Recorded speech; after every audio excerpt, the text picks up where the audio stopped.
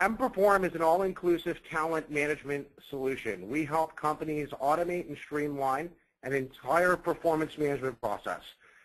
One that is really near and dear to us is the topic of goal management. We often see countless organizations struggle to properly create and track effective goals using paper or nothing at all, sometimes even Post-its. We really help organizations turn goals into measurable results. Our host today is a wonderful lady and rock star in the space, Dawn Kohler. She's the founder and CEO of The Inside Coach and founder and former owner of Icon Computer Corporation, where she was awarded finalist for Orange County Woman Entrepreneur of the Year. Dawn's clients have included DreamWorks, Comcast, Time Warner, NBC Universal, and Kawasaki Motors. She holds advanced degrees in business, computer science, and is a Hudson Institute graduate and certified executive coach. We partnered with Dawn earlier this year to deliver a webinar on the topic of onboarding.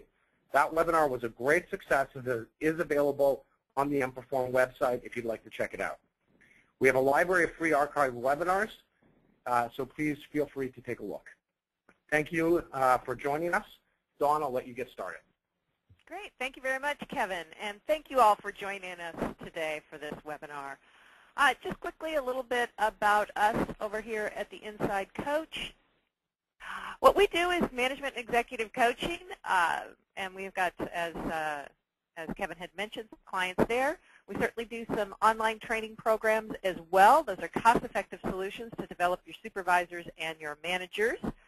We also do some customizable webinars. So if you like today's webinar, we can bring that into your organization. As well as we do have an Inside Coach Training Center membership, which allows your employees to develop their skills through online learning, as well as joining our monthly live webinars, receiving our tip of the week. So lots of great ways, cost-effective ways to get good information out to the people in the field that need it, certainly those managers and folks that get promoted because they're technically good at what they know how to do. And oftentimes we forget that we need to train those folks so that they can be really effective.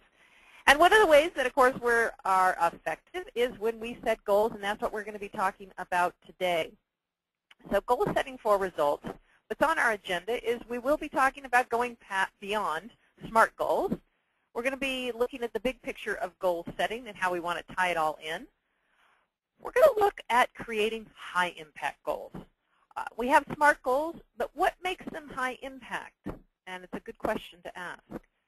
The bottom-up versus top-down goals, most of the folks on this line have some ties to HR, so it's a controversial topic. We're going to talk about that a little bit.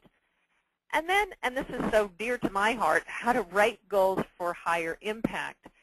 It's amazing the statements that we make and how that activates our mind to achieve those goals or not.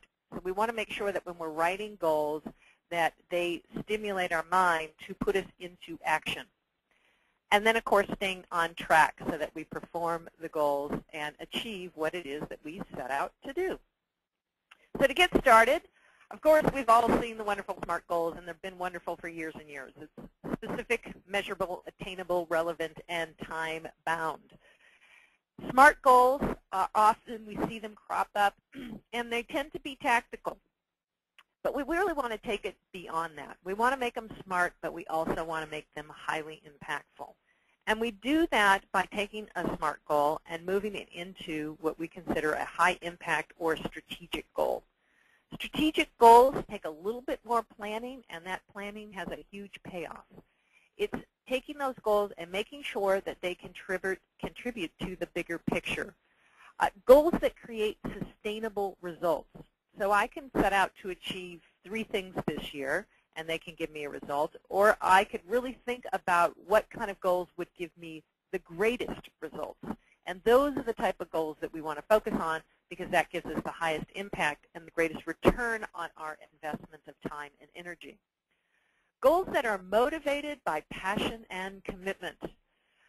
We're coming into a new year, so many of you have already established your goals for the year.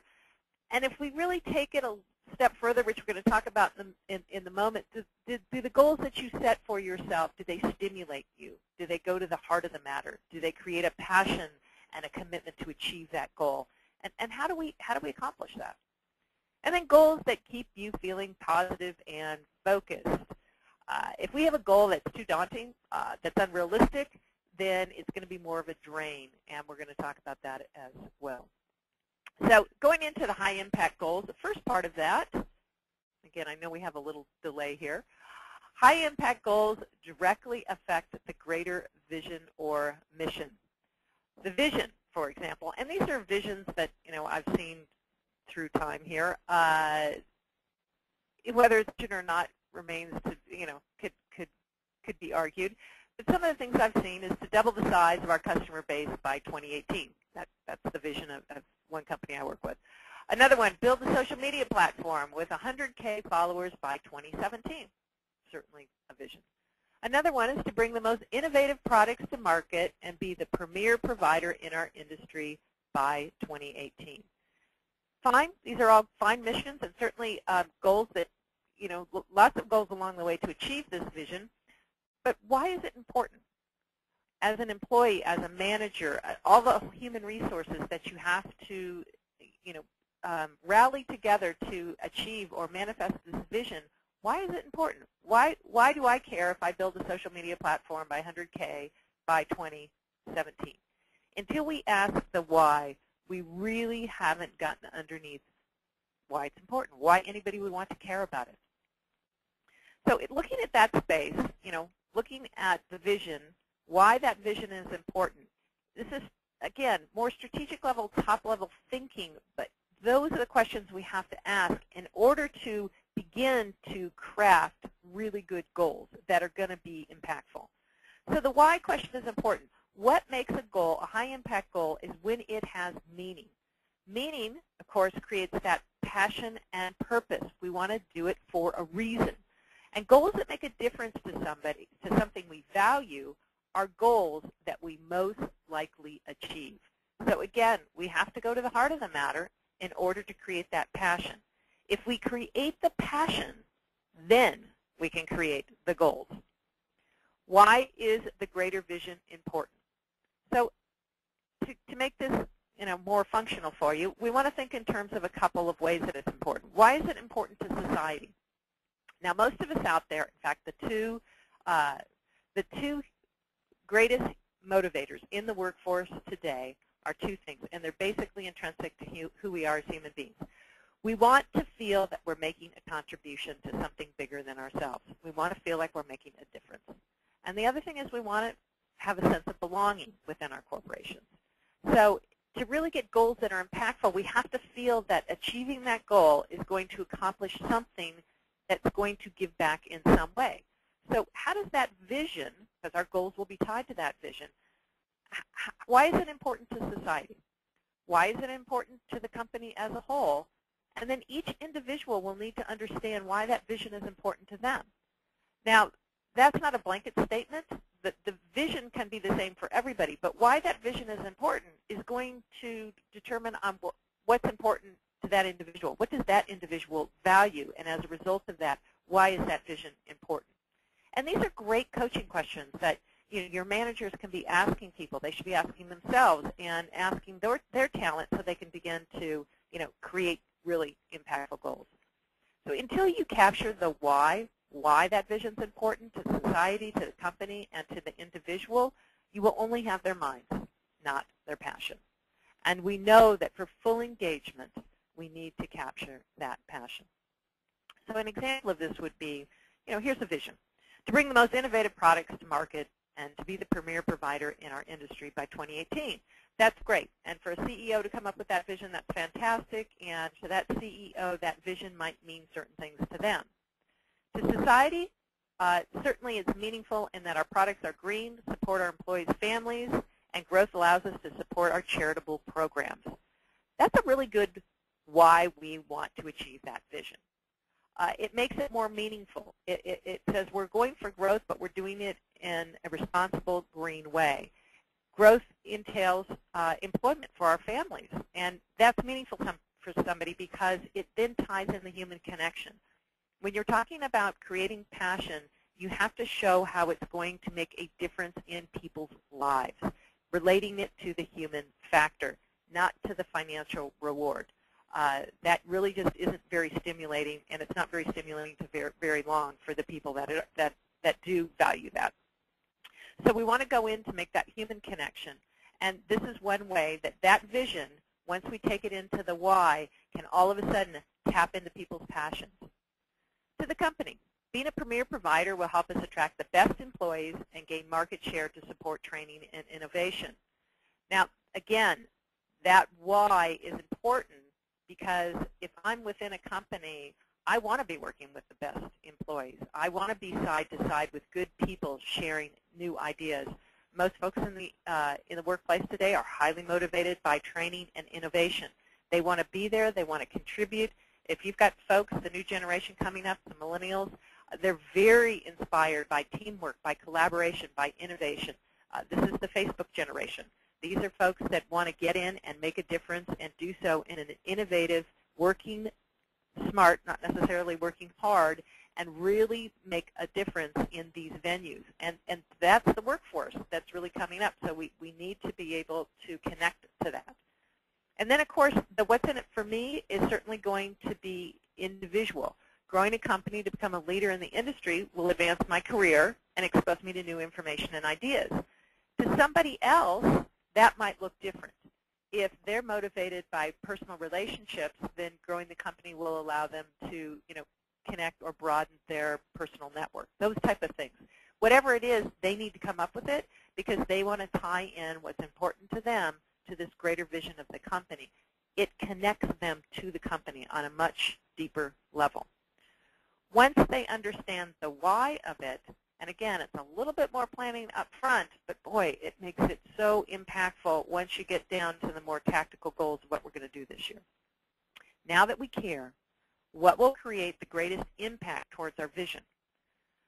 This is something, unfortunately, we don't see enough of. When we think about goals, we've got to put 3 goals in the system because HR needs it in by the end of the month. So we're scrambling to get 3 goals, and we really haven't thought about the quality of those goals.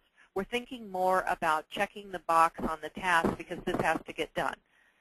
We really want to, as good stewards to our organization, to our people, to ourselves, take the time to say what would be the best goal, not just a goal, but what would be the best goal. And that is, again, a little bit of goal planning. What can we do in 2013 to move closer to our long-term goal or vision? We want to look at what worked in the past, because if we have a trend going that's been working, we certainly want to think about putting a goal around that. What are the trends in the emerging opportunities? So for many of us, certainly network or internet marketing, social media, that's very big on a lot of folks' plates right now. Is this an emerging opportunity that we need to have a goal around? What are our resources? We all have limited resources these days, and we tend to have some big financial goals and not as many resources to achieve them.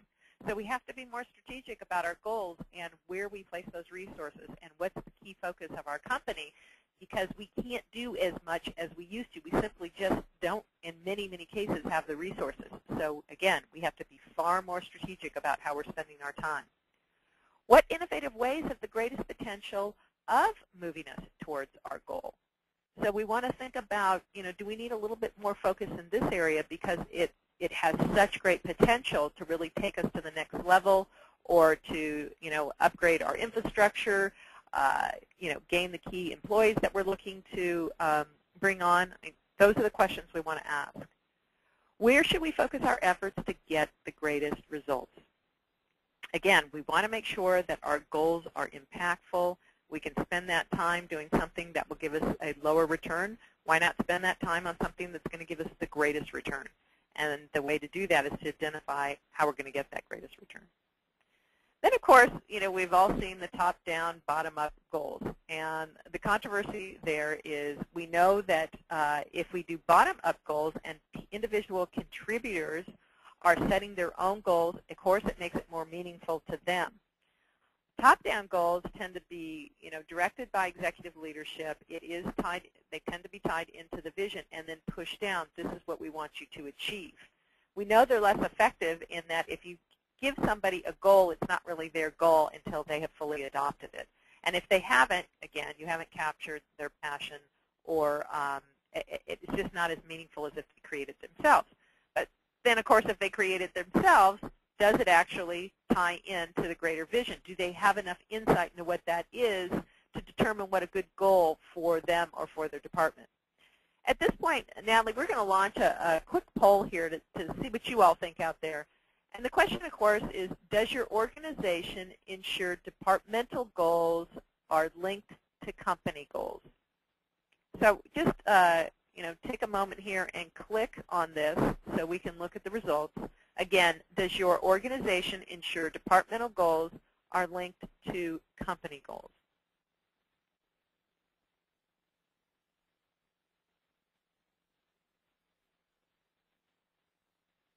And Natalie, let us know when you can go ahead and post those results. And they are in. Oh, I'm impressed. Very good, very good. So 73% of you are making sure that your organization ensures departmental goals are linked to company goals. 27% of you, unfortunately, haven't made that connection yet, but hopefully this will help you. But this is the highest I've actually seen this, so fantastic that we're really taking the time to make sure that they are connected. All right. So what's important here, whether it's bottoms up or whether it's top down, high impact goals cascade to link and leverage. So we want to make sure that the goals cascade from the long-term vision into today's efforts. They just have to connect. The employees can connect them. They can connect them via HR with help of management or with help of senior leaders, but somehow they need to connect. Linking the goals gives greater achievement to the accomplishment themselves. Even the individual contributors, they need to understand that their effort, their goal, is contributing to that greater vision that has a purpose, a why that's meaningful. So goal inception needs to start from a clear vision. It certainly needs to be meaningful to every person, and it needs to identify clear short-term achievements to focus those efforts. And when we've done that, we have connected some goals that, when achieved, will create sustainable and substantial results for our origin. Employees, it's important that we make sure that we empower these employees as we go along. Employees need to know that goals and expectations matter. And what's so great about the poll we just saw is that if 73% of you are tying these goals into that greater vision, it gives the employees a sense that, you know what, that goal matters because it's contributing to something bigger than the goal itself. And they need to understand that. There are certain things that we do that help them to understand the goals matter. First and foremost, you have to follow up on that goal. Senior leader has to continually relate it to the vision. We have to keep it out in front of them. If we talk about it once a year and we set goals and it goes into whatever software you're using and you never revisit that goal, it is not going to have the importance. That doesn't communicate that that goal really matters. Goals matter when we pay attention to how we're trending toward those goals. It's when we're asking about them. It's not just something we put on the shelf or put into a computer and then visit a year later. We want to make sure that our employees understand that the goal makes a difference. Again, it has to answer the why. And that they've been well thought out. We know employees are very smart, and they get a really good sense when goals are thrown together. And we have a really good sense of when the goals are well planned out and they're strategic, and we've taken the time to really think about how we want to focus our efforts this year. The more time you spend and evaluating what would be a good goal and then setting a goal that is actionable and smart, the more our employees get that this is something that just wasn't thrown up on the wall. So we want to make sure that they know it's well thought out. The best way to do that is to work with them, to help them think it through as we work it out at the senior levels to work it through. They also, we skipped this one real quick, but fair and standardized. So we want to make sure that, the other department doesn't have these lofty goals and we just had one or two. We want to make sure that when we're setting goals that people feel that the goal setting process was fair and that everybody has goals that are obtainable for them. Goals, again, and I said this earlier, they should give you energy and not deplete you. Many of us have had goals in the past that, they come in and they really just drain us. And the reason that they drain us is they're just too grand for us, and we just haven't been realistic about setting them given other priorities. So when we think about it, we want to consider, what can I do in 2013 to accomplish the long-term goal or vision? We want to keep it simple and realistic. And realistic means we have so many competing priorities, as do our direct reports, our managers, our executive team. And I've seen a lot of people set goals that there's just no way, if they're realistic, they're going to have the time to achieve them. I've also seen people write goals, and there's 12 of them. It's really hard to focus on accomplishing 12 goals. There's probably some tasks in there that we want to weed out, but we want to make sure that we're keeping it realistic so that we're focusing on 1 to 3 areas of advancement or improvement. Keep those goals simple, but also concentrated. 3 goals is about max. Now, you can have lots of variation in that. In other words, you can have 2 to 3 goals that you're trying to accomplish that year, and then bring them down to goals that you want to accomplish each quarter towards those greater goals or milestones. But you get past more than 3, and it just starts to get a little unwieldy. We want to make sure, and this is so impactful when we bring them down and set those quarterly milestones or mini goals. Again, I've seen goals fail terribly, mostly because they weren't well thought out, and they were thrown together at the beginning of the year, written down someplace, and not visited for an entire year. There's no way that you can get momentum or that you can even care about that goal if you're not continuously looking at it. Quarterly goals, however, are extremely impactful. I worked with an HR group. It was one of the larger entertainment companies, and HR was really progressive, strategic HR, went in and said, I want everybody to be setting quarterly goals. And she was very clear about the vision, went through the vision every single quarter. And what everybody did then is looked at the vision, and they wrote up 2 to 3 goals that they were going to achieve that quarter. And then they thought it through with her to make sure that they understood how it aligned to the greater vision and where it was making a difference. Well, they would come together every single quarter, and they would state what their goal was, and then they would report on if they accomplished it, what the obstacles were, what the results were. And they did that by their own admission, meaning these peer group came together, and they sat in this room and shared the accomplishments from their own perspective. And it was so empowering, because each time they heard one of their peers announce that they had achieved a goal, it stimulated them to want to achieve theirs. So we watched this over the course of 3 quarters, and each quarter there was more momentum and more momentum, because success begets success. When you see your peers making achievements, you want to do it. And it just became more refined as they would share the accomplishments and celebrate them as a group, and then think about what was the next quarter's goals going to be. That sharing on the peer level and the accountability to the quarterly goals creates a very high-performance, high-energized, motivated environment. And we just watch them ignite. And still to this day, and it's been many, many years now, they still go through this process because it is such an inspirational process for all of them. So take the time to set the goals, have them be accountable and take ownership for those goals, have them share the goals in a forum that of their peers, and you will see something really powerful begin to emerge. Report and recognize incremental improvement. Again, a quarterly system helps do that. Individual coaching sessions help do that. So if hopefully all of you are meeting with your direct reports for an individual coaching session once a month, at least once a month. And in those monthly coaching sessions, and they don't have to be necessarily an hour. I have some people say, oh, I just don't have time for coaching sessions. Half an hour, take them to lunch. If you have 4 direct reports and you schedule a weekly lunch with each of them, then over the course of the month, you've got through them all, and you've just had 4 lunches. Make the time, because these coaching conversations you're having with your direct reports are the time you're talking about your goals and making them meaningful and making sure that they're trending towards them and hearing about the obstacles towards those goals. It's an important time. If the excuse, and I often hear this as well I always meet with my team, you're usually always meeting your team about tactical things that are happening that day, not necessarily talking about, where are we on for the year, where are we with our goals, what's your experience that you're having right now, and giving them a safe place to share that with you on a regular basis.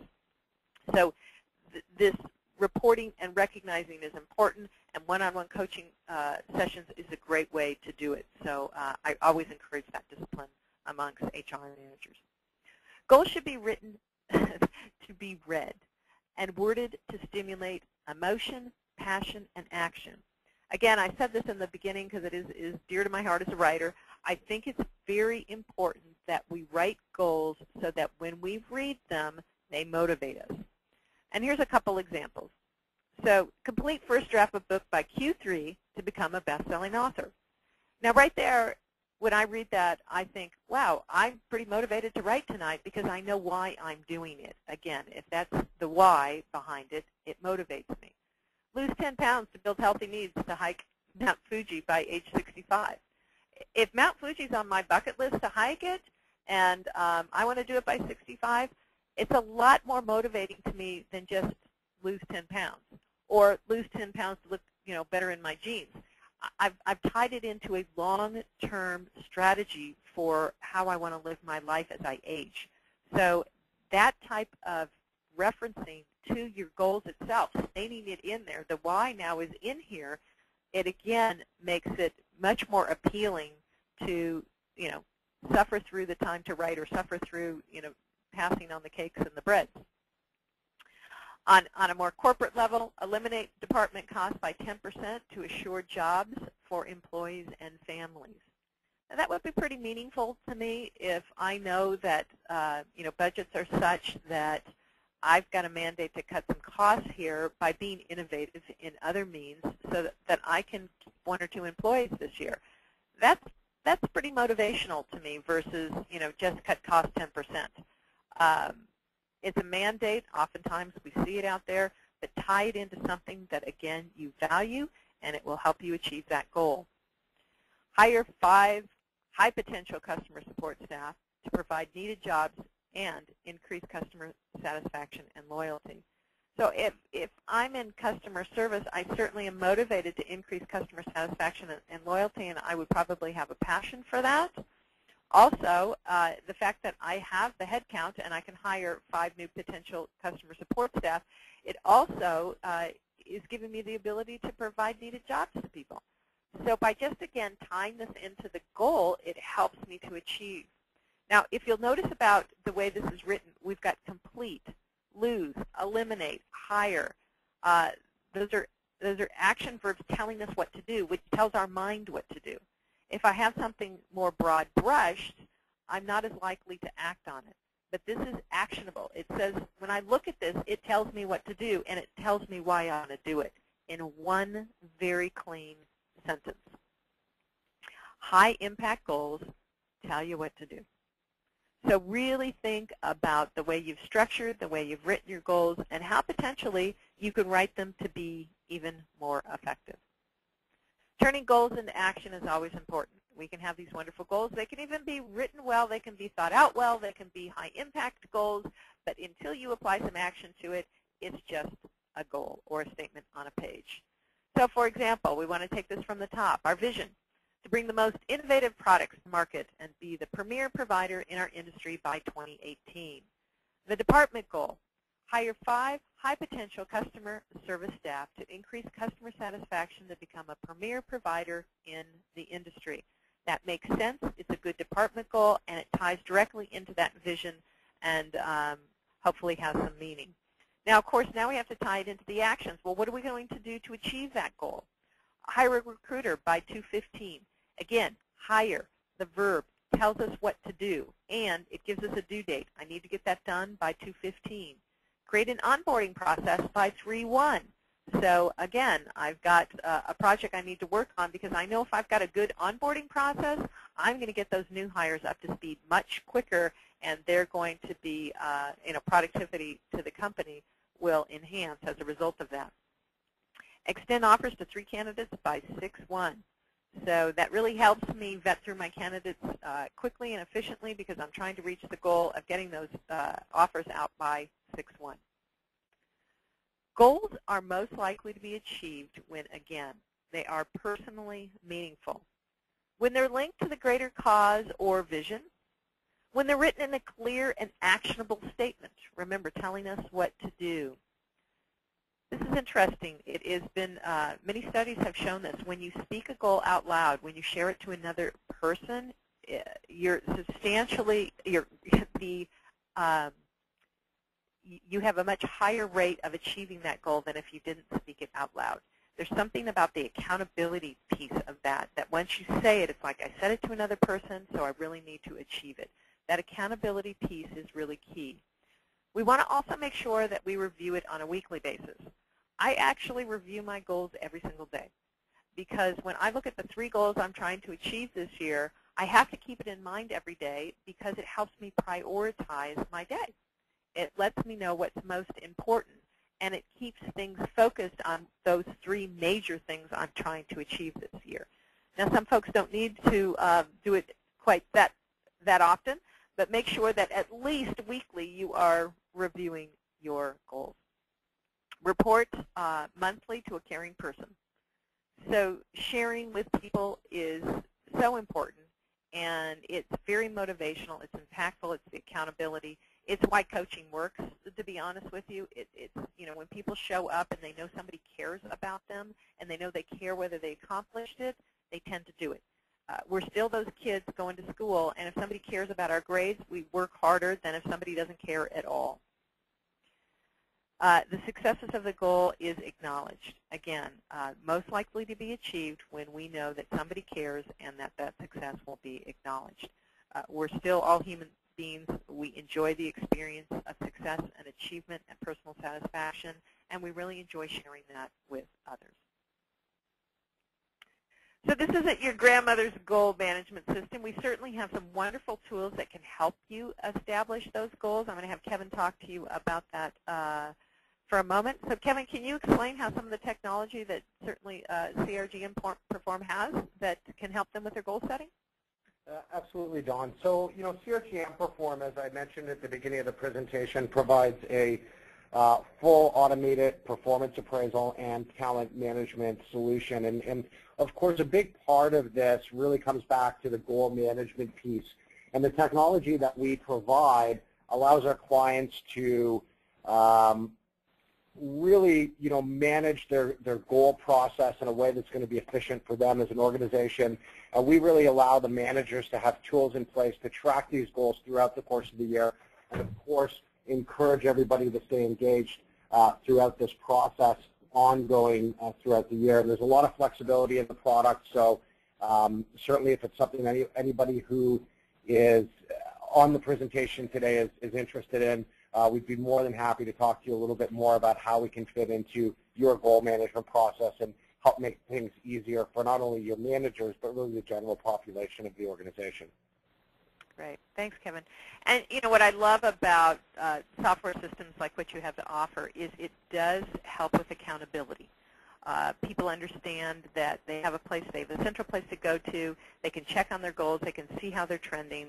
A lot of them give views so that the employees can check back in on them. The technology itself, as all technology, it's never enough. You have to make sure people are using it, but if they do use it effectively for what it was designed to use, they're extremely powerful tools that will create really substantially high performance within your organization. So the goal setting process, just to bring it home, we certainly want to identify the bigger picture and why it's important.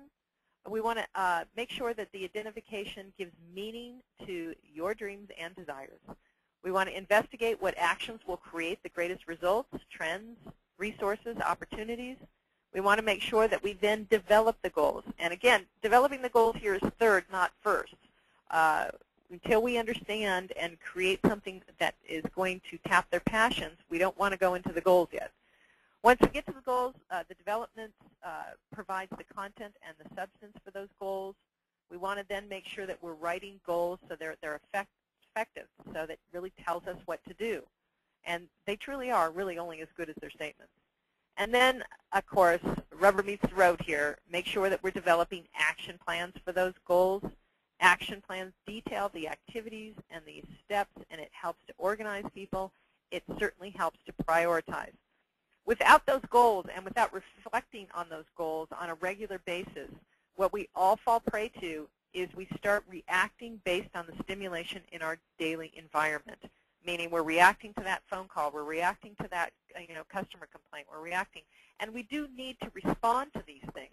But when we become highly reactive, we get to the point where we're at the end of the week, the end of the month, and the end of the quarter, and we look back and we think, I have been so busy, and I don't know what I accomplished. The reason why is your day was driven really by the stimulation in the environment that made it completely reactionary, and there was nothing planful about it.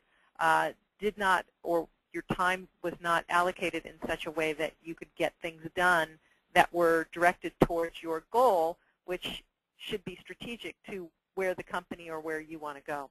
So we really want to make sure that we set these goals because it gives us a direction, it gives us some boundaries, it gives us some point of discernment to say, is this more important than that? Without them, we certainly become 100% reactionary, and that's exhausting, as many of us know. Of course, the last part of goal setting, we have to follow up and follow through. We want to make sure that the actions are giving us the results towards our goal. If they're not, we need to create new actions. There's always obstacles. We need to make sure that we're navigating those obstacles and keeping us on track to meet our goals and deadlines. So at this point, we gave you a whole lot of information, and so we're going to open it up for some questions or comments from the folks on the other side of the line. If anybody has any questions, or Natalie, if you had any come in while I was speaking, please let me know. So Natalie, do we have anything?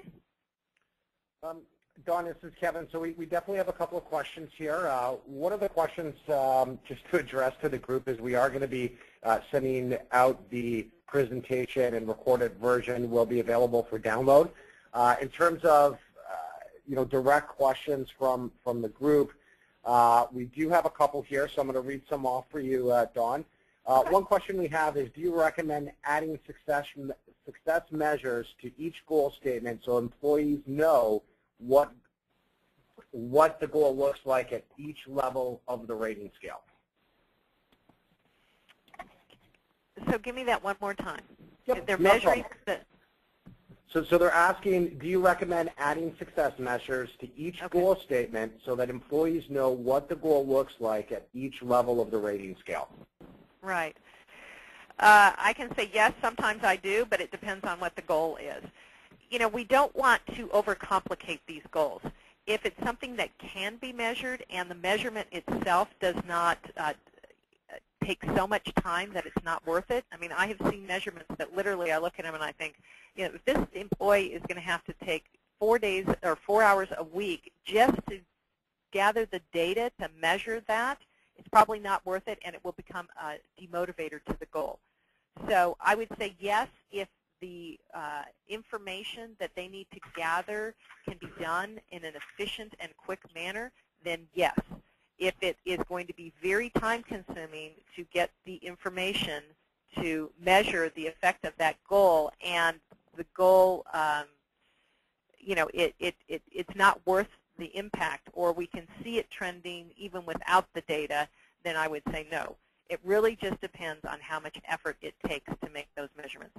If you can, again, make them quick and simplify the process, you're much better off. You just don't want it to get too cumbersome that becomes a demotivator.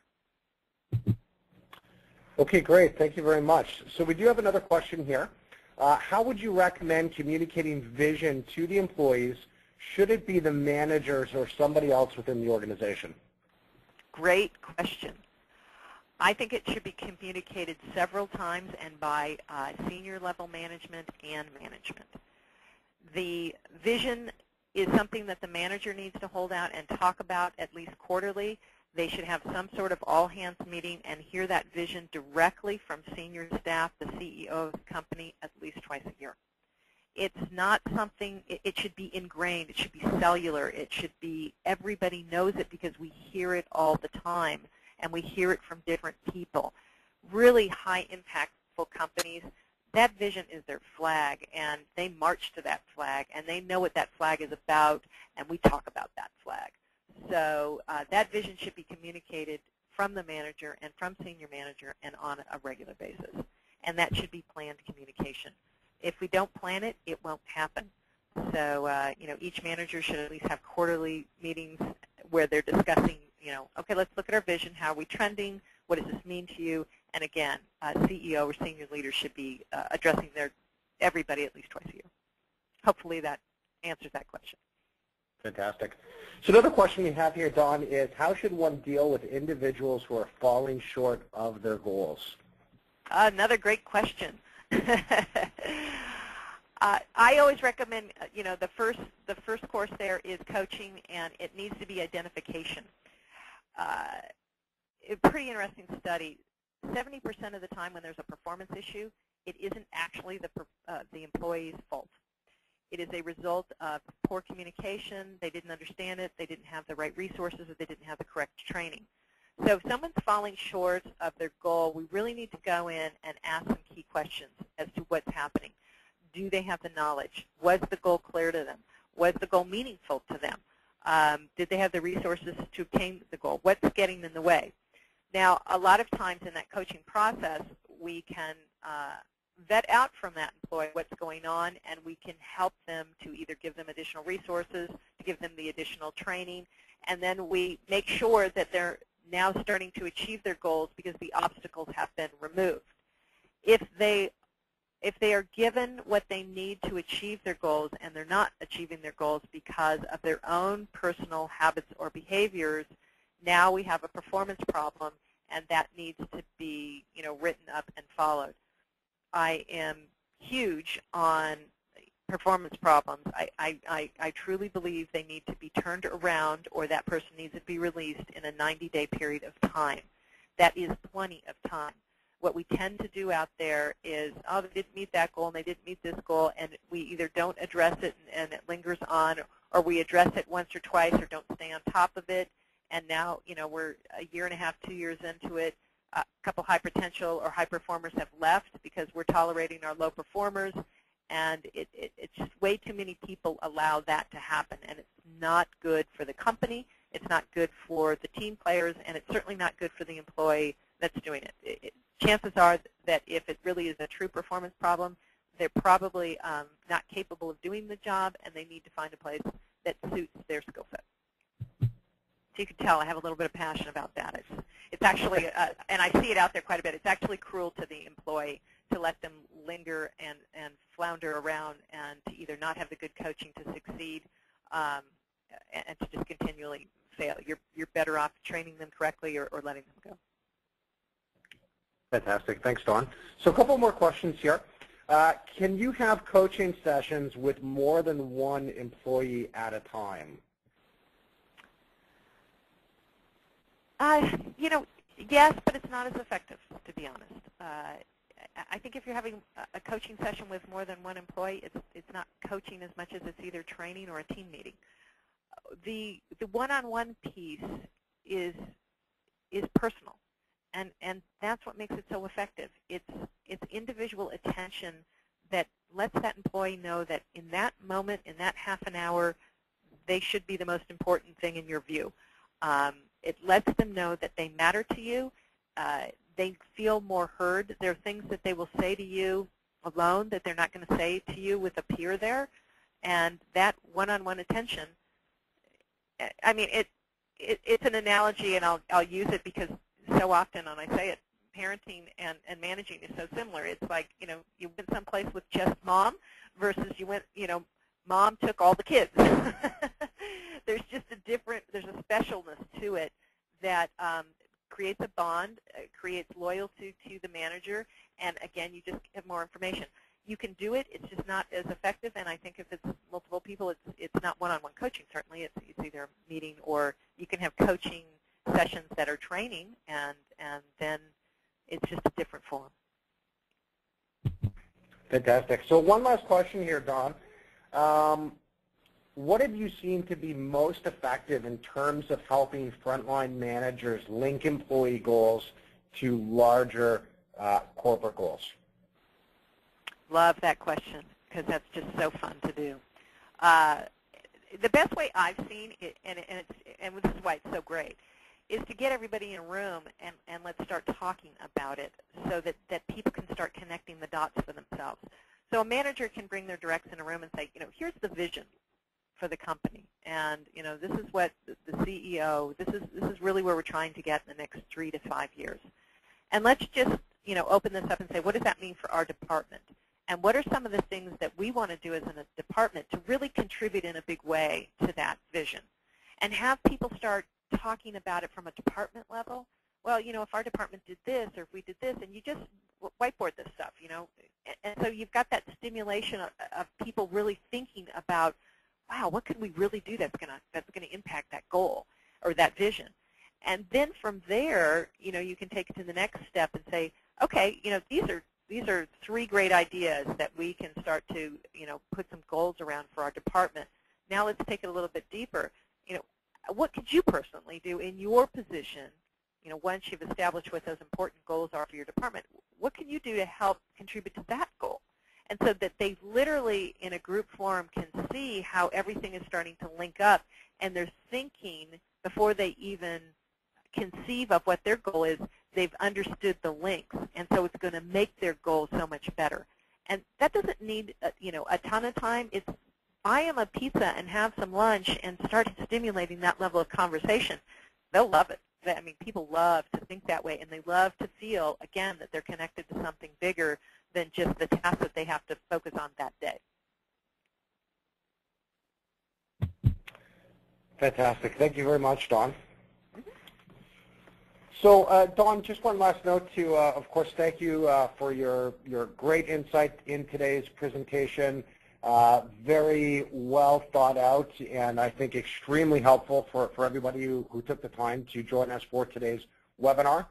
I do want to just remind everybody who is still logged in that this webinar is approved for HRCI credit. Please make sure that you do note the program ID in order to take advantage of that. And once again, a big thank you to everybody who attended today's webinar. Really appreciate everybody taking the time out of their busy schedules to listen to the great information that was provided us here by Dawn. And certainly if you have any questions, please feel free to reach out to either Dawn or emPerform, whether it's regarding content or questions around technology. Organization.